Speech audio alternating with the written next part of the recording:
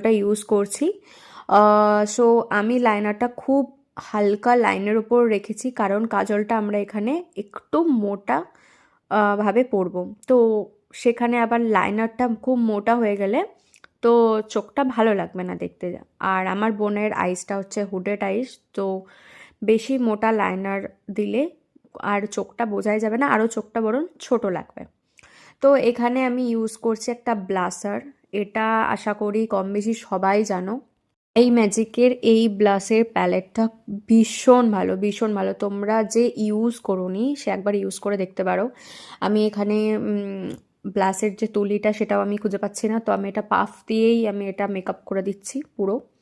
তো এইভাবেও তোমরা করতে পারো, কোনো অসুবিধা নেই। জাস্ট হালকা হালকা করে একদম চোখের পাশ ঘেঁষে আমি করব, বেশি নিচে যেন ব্লাশটা নিচে নেবে না যায়।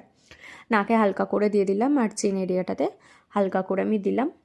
তো তোমাদের ইচ্ছে মতো যে যতটা ব্লাশ পছন্দ করো সে ততটা ইউজ করতে পারো। নাচের ক্ষেত্রে হালকা মিডিয়াম ঠিক আছে।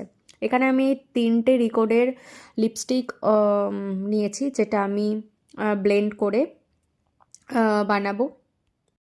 আর টিপের নিচে বোন বললো একটা ছোট্ট করে টিপ দিতে সাদা ফেব্রিকের, তো সেটা দিয়ে দিলাম। 10 থেকে 20 মিনিটের মধ্যে আমাদের মেকআপ কমপ্লিট। শাড়ি পরানো ডান, জুয়েলারি ডান। তো তোমরা দেখতেই পাচ্ছ ফুল লুকটা খুবই সিম্পল স্যাটেলের মধ্যে রেখেছি। তোমরা জানিও কেমন লাগে।